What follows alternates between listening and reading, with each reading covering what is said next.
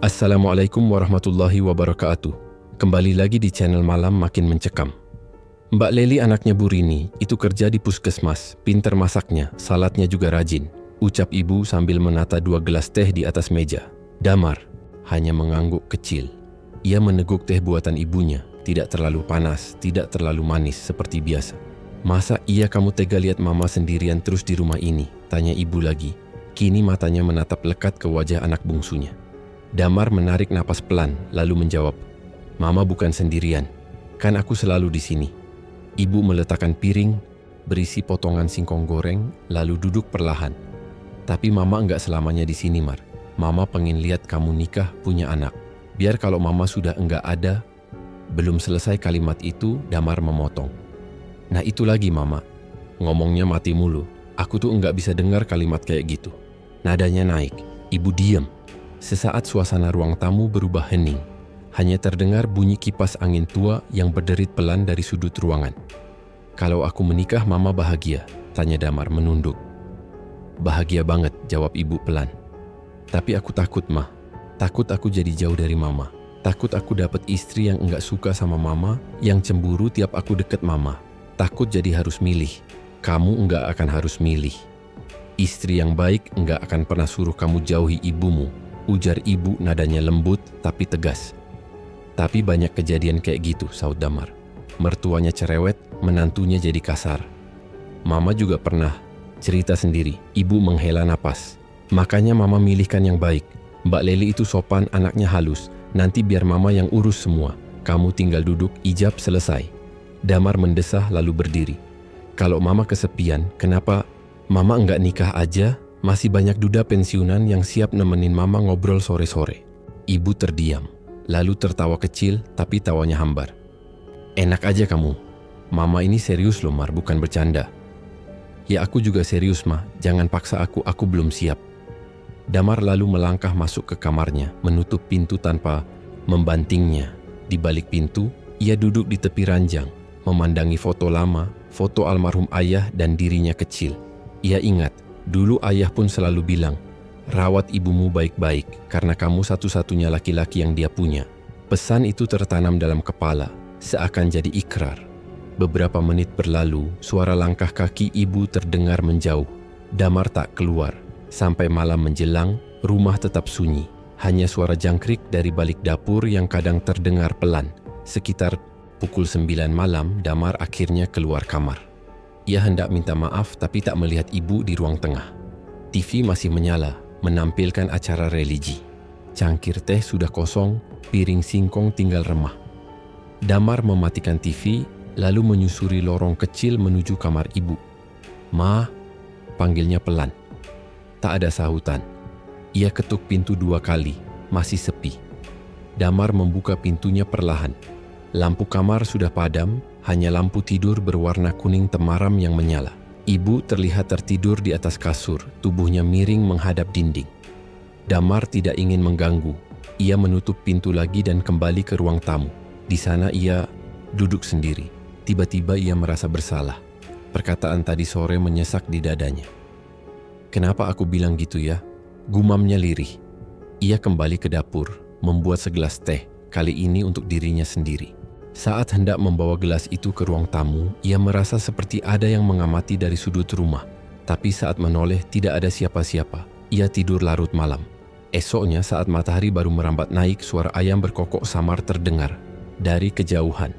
Damar bangun, meregangkan tubuh, lalu keluar kamar. Pintu kamar ibu masih tertutup rapat. "Ma, bangun, udah pagi," serunya sambil mengetuk. Tak ada suara. Damar mengulang, lebih keras. Tak ada juga. Kali ini ia buka pintunya. "Ma." Ia melangkah mendekat. Ibu masih dalam posisi yang sama seperti semalam. Miring ke kanan, selimut menutupi tubuhnya. "Ma, udah pagi," ujarnya lagi sambil menepuk perlahan pundaknya. Tidak ada gerakan. "Mama?" Ia duduk di pinggir kasur, menyentuh tangan ibu. Dinginnya langsung menusuk kulit. Jantung Damar mencelos. Ia menyibak selimut, memanggil lebih keras. "Mama, Ma bangun, ini udah pagi." Tapi tubuh ibu tak bergerak. Damar mengguncangnya. Tidak ada respon. "Mama," teriaknya kencang. Tangannya gemetar, bibirnya mulai bergetar. Ya Allah, jangan sekarang. Ia memeluk tubuh ibu yang sudah dingin, matanya berkaca-kaca. Teriakannya menggema keluar rumah, membuat beberapa tetangga berdatangan. Pak Sur, Bu Darmi, tolong! Suara Damar parau. Dalam hitungan menit, rumahnya dipenuhi orang. Beberapa mencoba menghibur, beberapa lainnya membantu mengurus jenazah. Sepertinya beliau meninggal mendadak, ujar Bu Darmi pelan. Kemarin, sore masih duduk bareng saya di teras ngopi. Damar tak bicara. Matanya merah, wajahnya kaku. Ia duduk di pojok ruang tamu, menatap kosong. Di hadapannya, tubuh ibu yang kini dibungkus kain putih dibaringkan di atas dipan. Beberapa wanita membacakan Yasin. Di telinganya, suara-suara itu terdengar jauh, samar, seperti dari dunia lain. Kakak-kakaknya datang sore harinya. Mereka memeluk Damar, tapi ia tetap tak bersuara. Hanya sekali ia berucap pelan. Semalam aku bilang mama nikah aja sama duda pensiunan. Malam itu rumahnya sepi lagi, tapi keheningannya beda, dingin, tidak nyaman. Damar duduk sendiri di kamar ibu, menatap langit-langit. Ia pejamkan mata, tapi tetap tak bisa tidur. Tangannya memegang tas kecil berisi mukena dan Al-Quran yang biasa ibu bawa ke pengajian. Ia meremasnya pelan, seolah sedang mencari hangat yang tertinggal. Di luar kamar, suara gemerisik daun terdengar. Angin malam seolah berbisik sesuatu yang tak bisa ia pahami. Damar membuka jendela kamar. Ia menatap ke halaman. Ada sepasang sandal jepit tua milik ibu masih tergeletak rapi di depan pintu dapur. Sandal itu seolah menunggu pemiliknya keluar seperti biasanya. Tapi kini tidak ada lagi yang akan memakainya. Tidak ada lagi langkah-langkah pagi menuju sumur. Tidak ada lagi suara pelan memanggil namanya untuk sarapan. Rumah ini sunyi meskipun lampu masih menyala. Damar masih memandangi sandal itu, lama. Angin dini hari menerpa wajahnya pelan. Sudah 4 bulan sejak ibunya meninggal, tapi ruang-ruang dalam rumah itu belum berkurang sunyinya. Ia menutup jendela perlahan. Dalam hati ia sadar, hidup tidak bisa terus tertinggal di belakang. Ia butuh berjalan, butuh bicara, butuh seseorang. Dan entah sejak kapan nama itu mulai sering muncul dalam pikirannya, Wening. Perkenalan mereka sederhana. Saat perjalanan dinas ke Pasar Wonosari, Damar berteduh di warung kecil karena hujan. Pemiliknya seorang perempuan beranak 1, mengenakan daster lusuh dan suara lembut saat menyodorkan kopi. Maaf ya mas, gula pasirnya tinggal sedikit, katanya waktu itu. Tapi Damar tak merasa terganggu. Justru sejak tegukan pertama, ia merasa ada yang berbeda. Tatapan Wening lembut, tak menuntut. Tangannya cepat, namun tidak tergesa. Anak kecil di pelukannya pun tenang, seperti biasa melihat ibunya sibuk tapi tetap hadir. Beberapa minggu setelah itu, Damar sengaja kembali ke warung tersebut, lalu berulang. Lalu datang lagi, sampai akhirnya ia duduk lebih lama dari biasanya, sekadar untuk mendengar Wening cerita tentang lauk yang tidak laku atau tentang anaknya yang sedang belajar mengeja. Namanya Binarmas, umurnya baru 4. Kadang suka manggil orang sembarangan jadi ayah. Maaf ya kalau nanti dia salah manggil, kata Wening waktu itu sambil tertawa kecil. Tapi Damar justru tersenyum, hangat. Enggak apa-apa, aku juga suka dipanggil begitu. Hari demi hari, percakapan mereka jadi lebih panjang. Lalu akhirnya Damar dikenalkan ke orang tua Wening, 2 orang sepuh yang tinggal di rumah panggung dekat pasar. Wening merawat mereka sama seperti ia merawat anaknya. Melihatnya memijat kaki ibunya yang sudah renta atau membantu ayahnya memotong daun singkong di belakang rumah, Damar seperti melihat ulang masa lalunya bersama ibunya sendiri. Setiap kali Wening tertawa kecil karena leluconnya yang basi, Damar merasa jantungnya tenang, seolah luka kehilangan itu mulai punya jalan pulang. Aku enggak minta banyak mas, asal kamu enggak kasar, enggak suka marah, aku udah senang, kata Wening suatu malam saat mereka duduk di belakang warung. Aku enggak bisa janji kaya Win, tapi aku janji enggak akan ninggalin kamu, jawab Damar mantap. Lamaran pun disepakati. 2 bulan lagi hari Minggu Legi. Undangan sudah mulai disusun, walau sederhana. Ibu Wening mengurus tumpeng, ayahnya menyiapkan perabot. Binar setiap hari bertanya, nanti kalau ayah Damar jadi tinggal di sini, aku bisa tidur sama ayah juga? Pertanyaan polos itu selalu membuat Damar mengelus rambut anak kecil itu, menahan senyum. Namun beberapa hari menjelang lamaran, Damar merasakan perubahan. Wening lebih banyak diam, jawabannya pendek. Telepon sering tak diangkat, pesan dibalas lama. Pagi itu, Damar datang ke warung dan mendapati pintunya tertutup. Biasanya jam segitu sudah buka. Ia mengetuk pelan. Dari dalam, suara langkah cepat terdengar. Wening membuka pintu sedikit lalu berkata, "Mas, jangan sekarang, ya." "Kenapa, Win?" tanya Damar pelan. "Maaf, aku lagi enggak enak badan." Jawabnya singkat lalu menutup pintu perlahan. Wajahnya pucat, matanya sembab. Damar menunggu beberapa hari, lalu akhirnya ponselnya berdering. Nomor Wening. Tapi suaranya pelan seperti berbisik. "Mas, maaf." "Ada apa, Win?" "Aku nggak bisa lanjut." Jantung Damar seketika berhenti berdetak normal.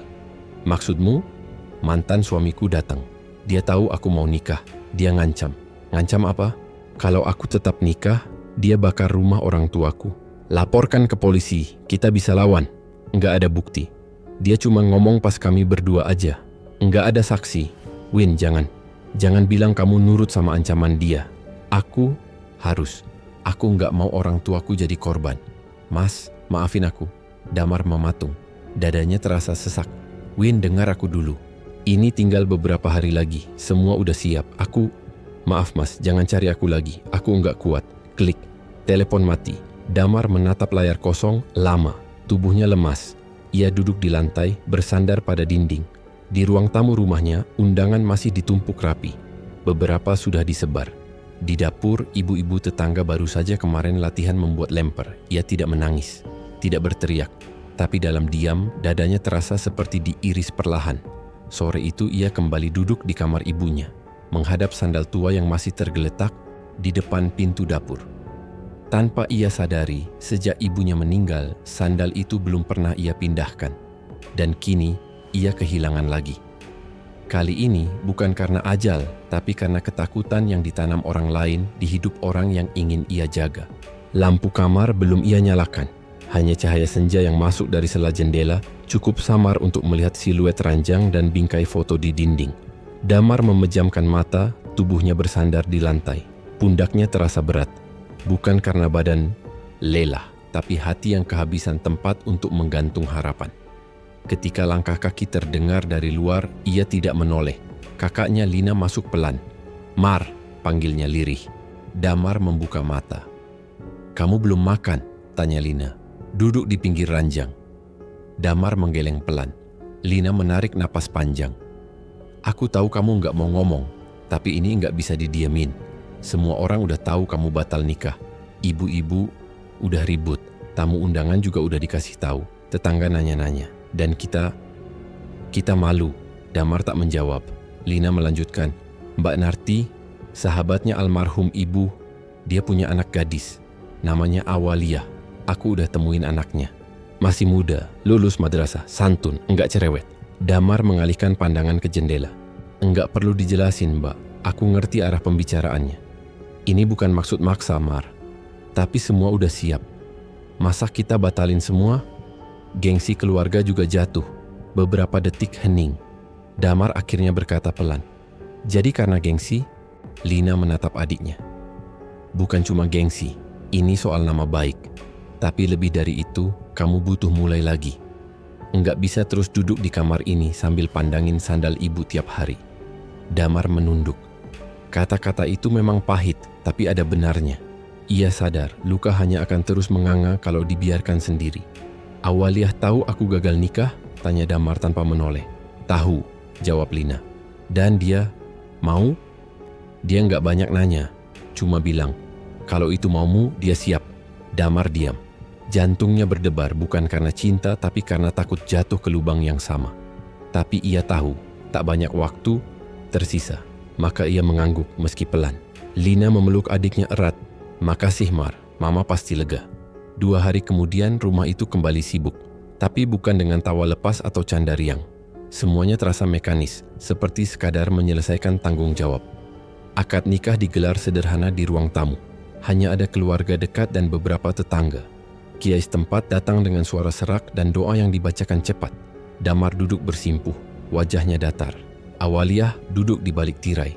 Suaranya lirih saat ijab kabul dilafalkan. Usai akad, Damar duduk di kursi ruang tengah. Beberapa orang menyalaminya. "Selamat ya Mar," ujar Pak Man tetangga sebelah. "Semoga langgeng." Damar mengangguk. Awaliyah datang, mengenakan kebaya, sederhana warna biru tua. rambutnya disanggul, wajahnya tenang, tidak malu-malu tapi juga tidak sumringah. Ia menunduk pelan di hadapan Damar. "Maaf, saya enggak bisa kasih senyum yang besar hari ini," bisiknya. Damar menggeleng. "Aku juga enggak punya senyum awal." Malamnya kamar pengantin sepi, tidak ada ranjang baru, hanya kasur lama yang diganti sprei putih polos.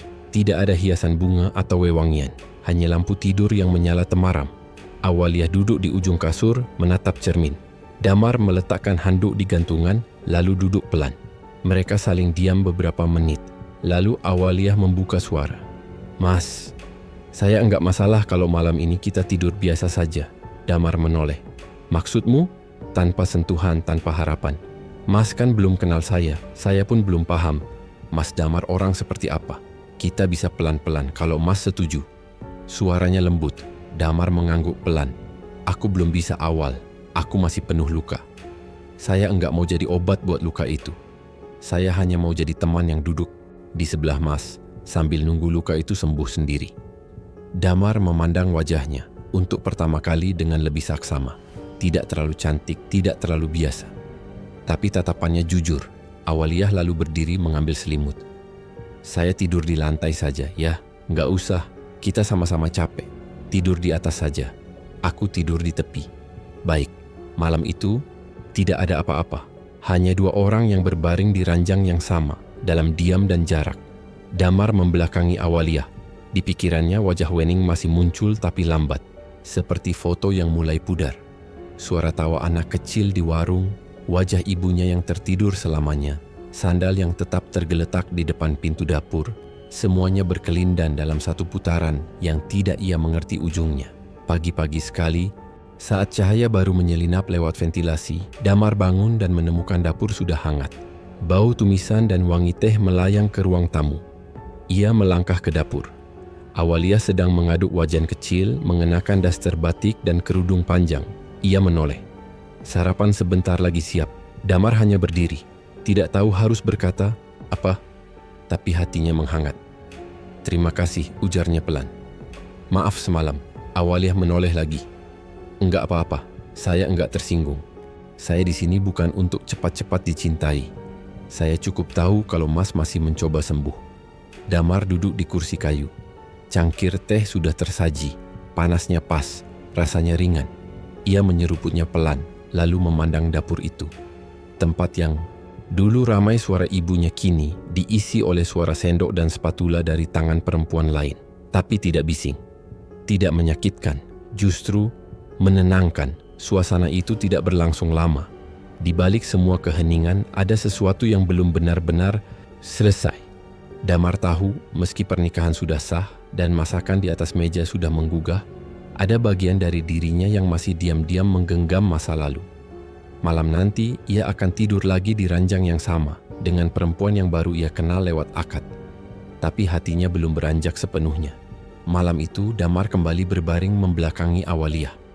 Udara dingin dari luar menyusup lewat celah ventilasi, tapi ia enggan menarik selimut.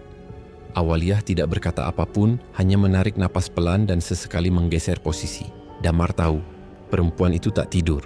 Mereka hanya sama-sama diam, menunggu waktu mengaburkan canggung. Sampai akhirnya suara Awaliyah pelan terdengar. "Kamu masih sayang sama yang dulu, ya?" Damar tidak menjawab. Ia menatap dinding. "Aku nggak tahu Awal.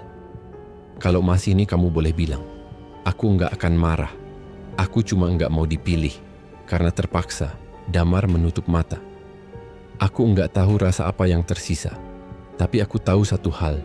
Aku ingin rumah ini tetap tenang. Dan kamu Awal bagian dari tenang itu." Awaliyah mengangguk. Tidak ada lagi suara. Hanya dengung nyamuk di sudut ruangan dan detak jam dinding yang berjalan lambat. Hari-hari berikutnya berjalan seperti alur yang diulang. Pagi, Damar pamit kerja. Awaliyah menyiapkan sarapan. Siang, mereka saling bertukar pesan singkat. Malam, mereka makan bersama, ngobrol singkat, lalu tidur berdampingan.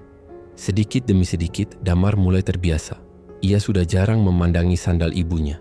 Ia mulai memindahkan beberapa barang yang dulu dibiarkan seperti semula.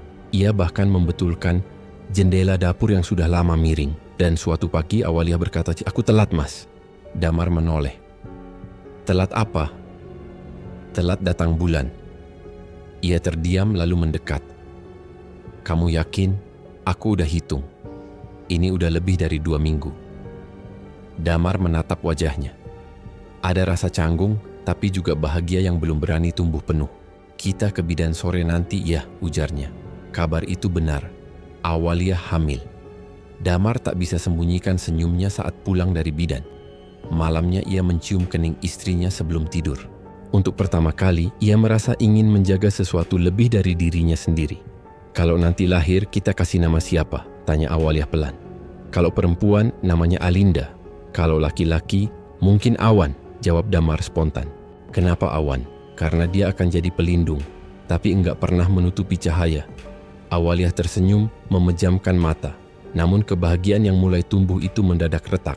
Siang itu, saat Damar sedang menyusun data proyek di kantor, ponselnya berdering. Nomor tidak dikenal. Awalnya ia abaikan. Tapi telepon itu masuk lagi, dan lagi. Kali keempat, ia angkat. Assalamualaikum. Ini siapa? Suara di seberang hening. Sesaat, lalu pelan. Kamu sehat, Mar? Damar mematung. Ia mengenal suara itu. Lama tak dengar tapi tak berubah. Lia, iya, ini aku.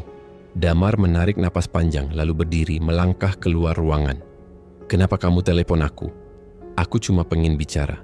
Bukan minta balikan, cuma pengen tahu kabarmu. Kabar aku baik dan aku sudah menikah. Aku tahu, makanya aku telepon. Aku lihat fotomu di media sosial. Kamu terlihat tenang sekarang. Damar mendengus pelan.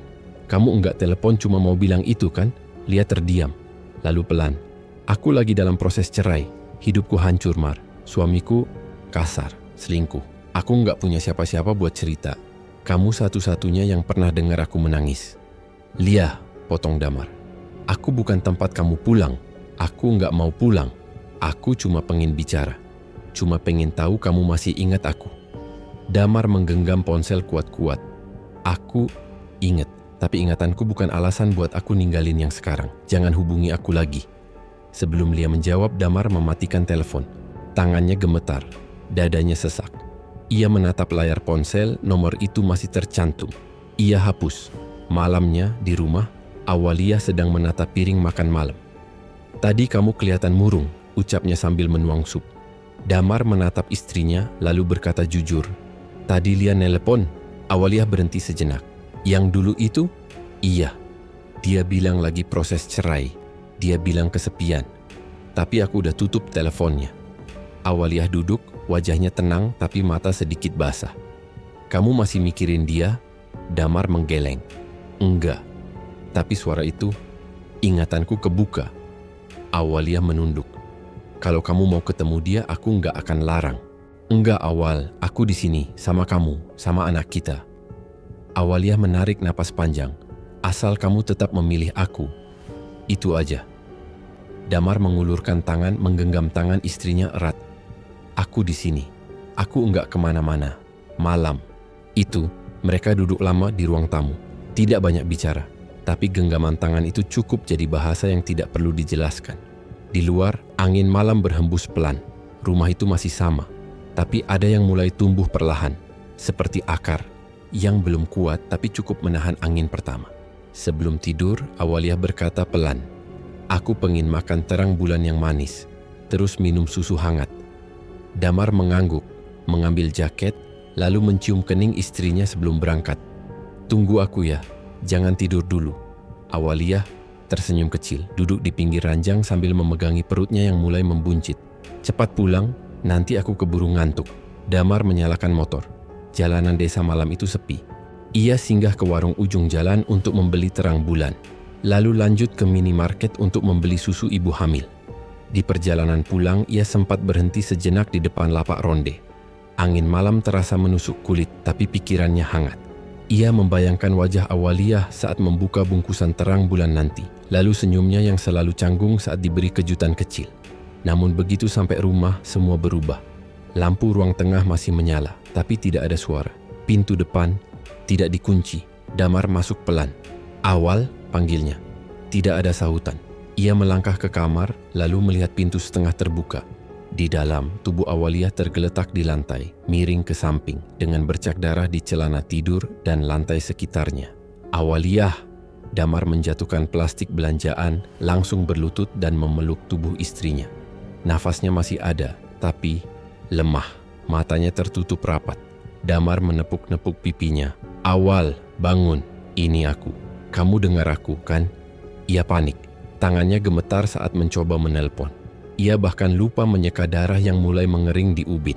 Beberapa menit kemudian, Linda, tetangga depan rumah, datang mengetuk karena mendengar suara Damar yang berteriak. Ia langsung membantu. "Mas Damar, bawa ke bidan, cepat!" Dengan bantuan Linda dan suaminya, Awaliyah dibawa ke puskesmas terdekat. Sepanjang jalan, Damar tidak berhenti menggenggam tangan istrinya. "Tahan ya Awal, aku di sini. Jangan lepas." Setelah diperiksa, dokter menyatakan Awaliyah mengalami keguguran. Pendarahannya cukup parah. "Tapi sekarang kondisinya mulai stabil," ucap dokter dengan nada hati-hati. Damar hanya menunduk. Tangannya terkepal di sisi paha. Rasa sesak menyelimuti dadanya. Ia tidak tahu harus berkata apa. Di ruang perawatan, Awaliyah terbaring lemah. Matanya terbuka setengah. Damar duduk di sisi ranjang, menggenggam tangan istrinya. "Aku minta maaf," bisik Awaliyah. "Ini salahku." Damar menggeleng cepat. Enggak ada yang salah, bukan salah siapa-siapa. Kita cuma belum waktunya." Air mata Awaliyah mengalir. Ia menutup wajah dengan lengan. "Aku udah bayangin dia, wajahnya, nama yang kamu kasih. Aku pengen banget lihat kamu gendong anak kita." Suaranya pecah. Damar hanya bisa memeluknya, menahan tangisnya sendiri agar tidak pecah di depan perempuan itu. Setelah 2 hari dirawat, Awaliyah diperbolehkan pulang. Tapi suasana rumah tidak lagi sama. Awaliyah jadi lebih pendiam. Ia lebih sering duduk di dekat jendela, menatap kosong ke halaman. Kadang tiba-tiba menangis tanpa suara. Kadang memeluk guling seolah sedang menimang bayi. "Awal, kamu mau makan?" tanya Damar suatu sore. Awaliyah menggeleng. "Sedikit aja. Kamu belum makan dari pagi. Enggak lapar." Damar duduk di sebelahnya. "Aku tahu ini berat, tapi kamu harus kuat. Aku di sini." Awaliyah menatap suaminya, matanya sembab. "Aku lihat bayangan di pojok kamar semalam." "Bayangan apa?" "Bayangan hitam." "Diam aja." Tapi matanya merah. Damar memicingkan mata. "Mungkin kamu mimpi." "Enggak. Aku duduk, enggak tidur. Aku lihat langsung. Dia berdiri di dekat pintu, terus hilang pas kamu masuk." Damar menelan ludah. Ia tak ingin membuat istrinya takut, tapi juga tak bisa menyangkal kecemasan yang perlahan tumbuh. "Kamu ngelihatnya sekali aja?" "Udah 3 kali. Kadang cuma sekelebat. Tapi tadi pagi dia berdiri lama banget." "Diam." "Tapi aku bisa dengar dia napas." Damar mengusap kepala istrinya. "Tenang ya, aku akan cari cara." Hari-hari berikutnya, Awaliyah makin sering menunjukkan gejala aneh. Ia bicara sendiri. Ia tidur sambil menangis. Kadang Damar terbangun tengah malam dan menemukan istrinya duduk di pojok kamar, menatap kosong ke arah pintu. "Aku dengar suara dia bisik-bisik," ujar Awaliyah di suatu malam. "Dia bilang anakku diambil karena aku enggak pantas bahagia." Damar tercekat. Dia siapa Awal? Awaliyah menatap suaminya lama lalu berkata pelan, "Namanya Mirna." "Siapa itu?" "Aku enggak tahu, tapi nama itu muncul terus." Damar menatap wajah istrinya yang pucat. Ia tak mengenal nama itu. Tak ada Mirna dalam hidupnya. Tapi nama itu seolah keluar dari mulut istrinya seperti hal yang lama disimpan. Di malam yang sunyi itu, suara jangkrik terdengar lebih nyaring. Lampu ruang tamu berkedip sesaat. Damar berdiri dan menyalakan semua lampu di rumah. Ia tak ingin ada sudut yang gelap. Tapi bahkan terang tak selalu bisa mengusir rasa dingin yang tiba-tiba turun di dalam rumah mereka. Damar memeriksa tiap sudut. Dari dapur sampai kamar mandi. Tak ada apa-apa. Tapi perasaan tak tenang tak juga pergi. Ia kembali ke kamar, mendapati Awaliyah tertidur namun wajahnya gelisah. Dahinya berkeringat, mulutnya bergerak seolah sedang bicara dalam mimpi. Damar duduk di tepi ranjang, memegangi tangan istrinya yang dingin. "Awal, kamu dengar aku?" bisiknya. Tiba-tiba tangan Awaliyah mencengkeram erat lengan Damar. Matanya terbuka, menatap langit-langit. "Dia datang lagi. Dia bisikin aku," ucapnya cepat. "Dia mau ambil rahimku. Dia mau aku hancur. Aku tahu itu dia." "Siapa?" tanya Damar. Awaliyah menoleh. Mata hitamnya bergetar. "Lia." Jantung Damar mencelos. Lia yang dulu?" Awaliyah mengangguk cepat lalu menangis keras. Damar memeluknya, mencoba menenangkan. Tapi malam itu tak membiarkan kedamaian. Beberapa menit kemudian, Awaliyah menggigit bibirnya sendiri sampai berdarah. Ia meronta dan berteriak, "Keluar dari kepalaku, keluar! Aku enggak mau lihat kamu lagi." Damar panik. Ia memeluk tubuh istrinya erat, berusaha menghentikan tangannya yang mencakar-cakar lengan sendiri. Ia memanggil Linda dan suaminya. Beberapa menit kemudian, Linda datang tergesa, membawa suaminya yang juga ikut panik. "Mas, ini udah enggak wajar. Kita harus panggil orang," kata Linda. "Orang siapa?" tanya Damar. "Mas Bagio, teman suamiku. Dulu dia bantu pindahkan gangguan di tempat kerja. Dia bukan dukun, tapi ngerti soal beginian." Tanpa pikir panjang, Damar menyetujui. Malam itu juga Mas Bagio datang. Pria itu tampak tenang, mengenakan jaket lusuh dan membawa botol kecil berisi air bening. Ia masuk ke dalam rumah, duduk di ruang tamu, lalu berkata pelan, "Jangan ada suara keras, saya mulai." Ia membaca doa dalam hati, lalu memejamkan mata. Ruangan menjadi senyap, bahkan suara jangkrik seperti berhenti. Tiba-tiba, Awaliyah menjerit dari dalam kamar. Pintu terkunci dari dalam. "Cepat buka!" teriak Damar. Linda mencoba mengetuk pelan. "Awal, ini Linda. Bukain ya." Tak ada jawaban. Mas Bagio berdiri, lalu mendekat ke pintu. Ia menempelkan telapak tangan ke permukaan kayu, lalu berbisik, "Bukan dia yang kunci. Ini ditahan dari luar akal." Damar mendobrak pintu. Sekali, dua kali, pintu terbuka. Di dalam, Awaliyah tergeletak di lantai dengan darah di sekitar jari dan kuku. Gunting kuku berserakan di sampingnya. Mas Bagio segera masuk, menyuruh Linda dan suaminya menyiapkan air putih. Ia duduk di samping Awaliyah, membaca sesuatu sambil menempelkan telapak tangan ke ubun-ubunnya. Beberapa menit kemudian, Awaliyah tertidur. Napasnya mulai teratur. Mas Bagio keluar ke ruang tamu. "Saya mau bicara," katanya kepada Damar. Damar mengangguk. Mereka duduk berhadapan. Yang menyerang istrimu bukan gangguan biasa. Ini kiriman. Kuat, terencana, ujar Mas Bagio. "Kiriman apa?" "Santet. Tapi bukan untuk membunuh. Untuk menghancurkan pelan-pelan. Rahim pikiran tidur. Supaya dia remuk." Damar memijit pelipis. "Siapa yang kirim?" Mas Bagio menunduk. "Saya enggak kenal orangnya. Tapi tadi saat saya doakan ada bayangan seorang perempuan. Rambut panjang, mengenakan baju merah. Senyumnya aneh, matanya tajam. Namanya disebut Lia." Damar terdiam. Dia punya luka di hatinya. Dalam. Dan dia salahkan istrimu. Padahal ini bukan tentang istrimu. Ini tentang kamu. Damar menatap Mas Bagio. "Kamu yakin kalau kamu punya masa lalu yang belum selesai, bisa jadi itu pintu masuknya?" Damar berdiri, mondar-mandir di ruang tamu. Linda hanya duduk diam, menatap lantai. "Lia mantanku dulu, dia sempat telepon.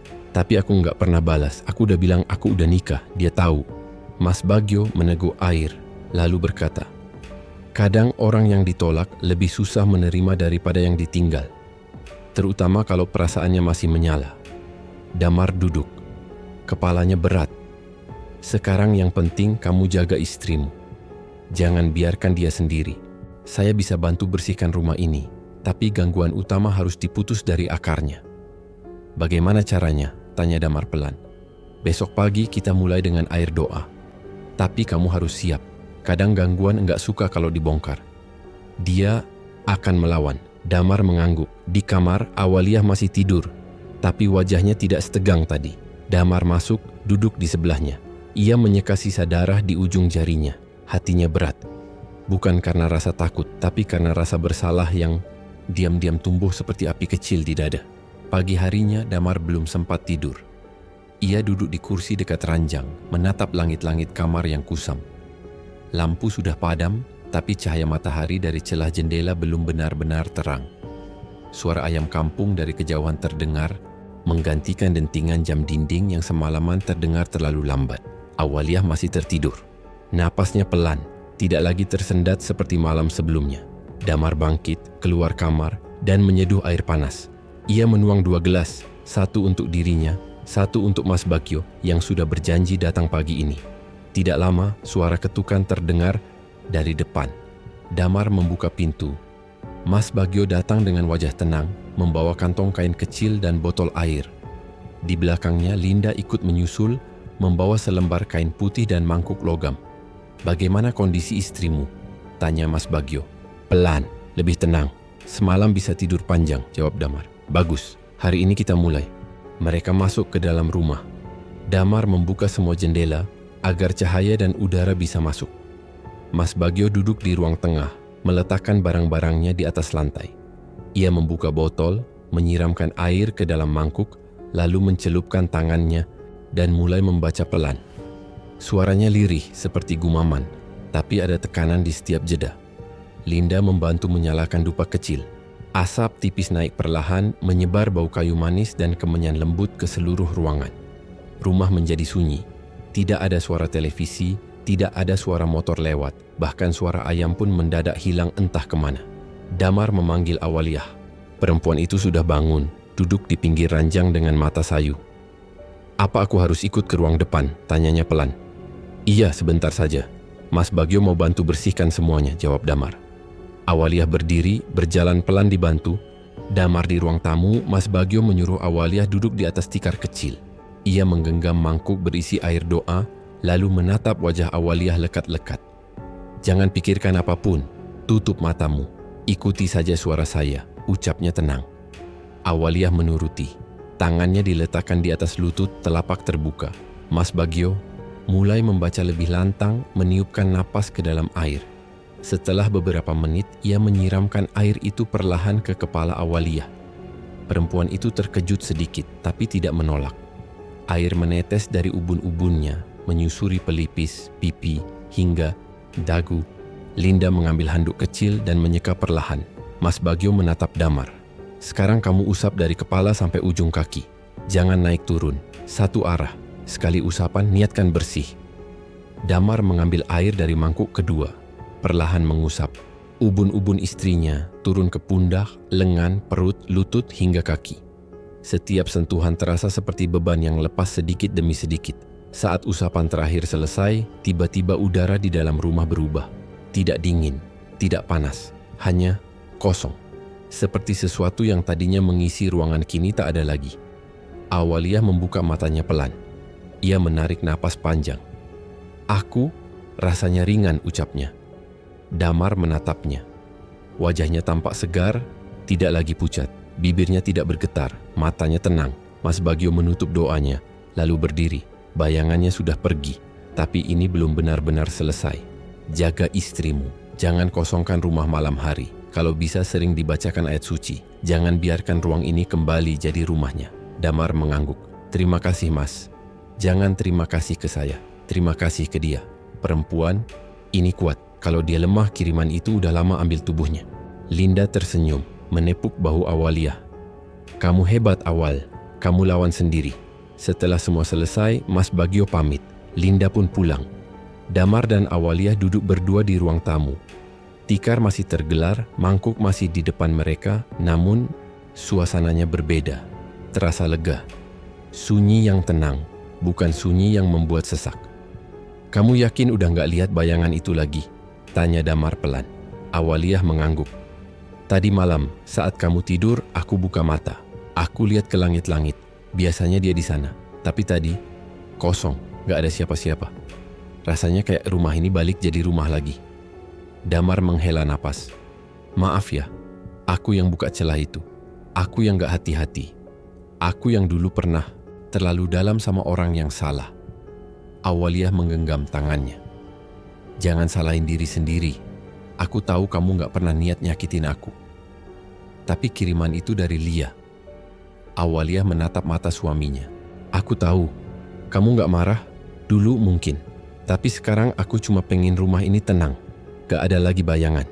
Gak ada lagi bisikan. Termasuk bisikan dendam." Damar menunduk. Ia menggenggam tangan istrinya lebih erat. "Kalau kamu bilang aku harus maafin dia, aku akan coba. Meski dalam hati ini masih ada luka." Awaliyah menyentuh pipi Damar pelan. "Luka bisa sembuh, tapi dendam bisa tumbuh. Jangan pelihara yang bisa makin merusak." Damar memejamkan mata. Air matanya jatuh diam-diam. Ia memeluk istrinya. Tubuh perempuan itu kecil tapi hangat. Dalam pelukannya ada kekuatan yang tak bisa dijelaskan.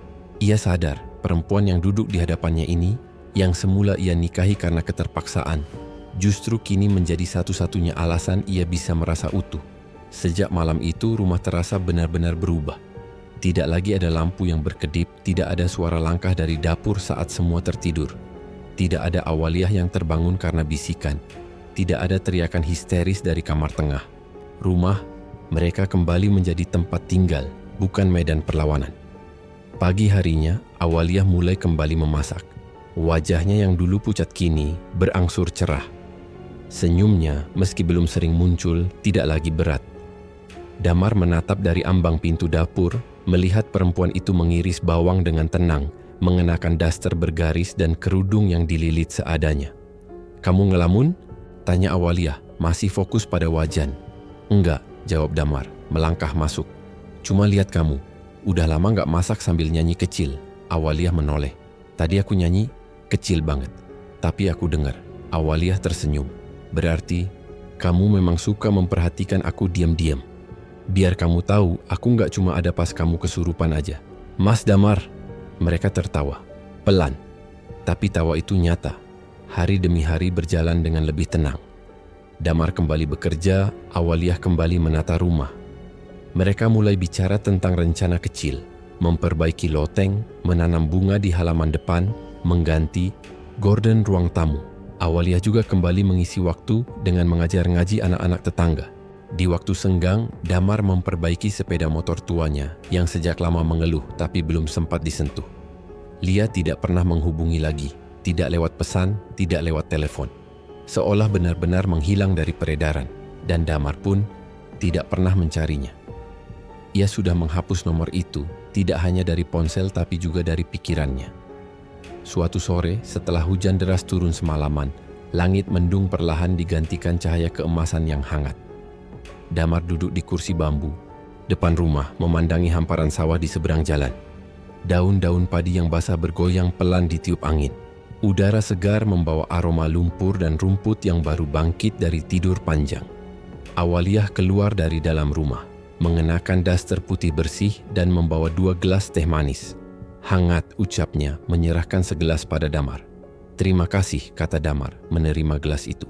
Tangannya menyentuh tangan istrinya sebentar, lalu menepuk kursi di sebelahnya. "Duduklah." Awaliyah duduk perlahan, perutnya yang mulai membuncit sedikit terlihat dari balik kain. Damar menoleh, lalu mengelusnya lembut. "Kita kasih nama Awan lagi?" tanyanya. Awaliyah tertawa kecil. "Nanti dia protes. Kenapa aku dikasih nama daur ulang? Kalau begitu kamu yang pilih." "Belum tahu. Tapi aku mau nama yang artinya kuat. Kamu sendiri namanya udah kuat." Awaliyah menoleh. "Kenapa?" "Karena kamu bisa bertahan di semua ini. Aku, rumah ini, kehilangan itu. Semua luka. Tapi kamu masih berdiri dan gak lari." Awaliyah menatap sawah di depan mereka. "Aku gak bertahan sendirian. Kamu juga gak nyerah." Mereka diam sejenak. Angin sore berembus pelan. Dari kejauhan, suara anak-anak berlarian di jalan desa terdengar samar. Damar memejamkan mata sebentar. Di kepalanya ada wajah ibunya yang dulu sering duduk di tempat yang sama. Sandalnya, meski sudah tidak ada, rasanya masih tergambar jelas dalam ingatan. "Aku pernah takut," kata Damar pelan. "Takut kalau cinta itu cuma bisa datang sekali. Dan setelah ibu, gak akan ada lagi orang yang bisa buat aku merasa cukup." "Kamu masih takut?" tanya Awaliyah. "Enggak, sekarang enggak." Awaliyah mengangguk. "Aku juga. Dulu aku kira setelah kehilangan anak, setelah dihancurkan oleh orang yang pernah kuanggap rumah, aku gak akan bisa senyum lagi. Tapi sekarang kamu senyum tiap pagi," jawab Damar. "Senyum itu karena kamu, karena kita." Damar menatap wajah istrinya. Wajah yang dulu asing, yang dulu hanya datang karena darurat, kini terasa seperti rumah yang sebenarnya. Ia menunduk, mengecup pelan punggung tangan istrinya. Sore itu tidak diisi dengan kata-kata panjang. Tidak ada janji, tidak ada rencana besar. Hanya 2 orang yang duduk berdampingan, memandangi sawah yang tenang sambil menggenggam masa depan mereka dalam diam. Di dalam dada Damar ada kelegaan yang tidak pernah ia temui sebelumnya. Bukan karena masalahnya selesai, tapi karena hatinya sudah tahu masa lalu sekeras apapun ia mengetuk tidak bisa membunuh masa depan. selama cinta yang dipilih adalah yang benar, bukan yang sekadar nostalgia. Terima kasih sudah nonton sampai akhir. Jangan lupa like, subscribe, dan aktifkan loncengnya agar kamu gak ketinggalan cerita-cerita horor selanjutnya di channel Malam Makin Mencekam. Wassalamualaikum warahmatullahi wabarakatuh.